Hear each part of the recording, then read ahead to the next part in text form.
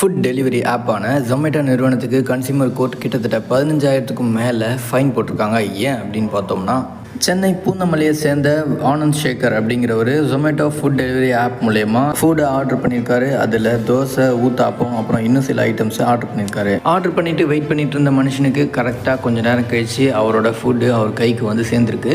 பார்சலை திறந்து பார்க்கும்பொழுது அதில் மெயினான டிஷ்ஷான ஊத்தாப்பம் அப்புறம் தோசை இது ரெண்டுமே இல்லை, மிஸ்ஸிங் ஆயிருக்கு. மற்றபடி வேறு சில ஐட்டம்ஸ் மட்டும்தான் இருந்திருக்கு. இதை பார்த்து ஷாக் ஆனவர் என்ன பண்ணலாம் அப்படின்னு யோசிச்சுட்டு டைரெக்டாக கஸ்டமர் சர்வீஸ்க்கு ஃபோன் பண்ணியிருக்காரு.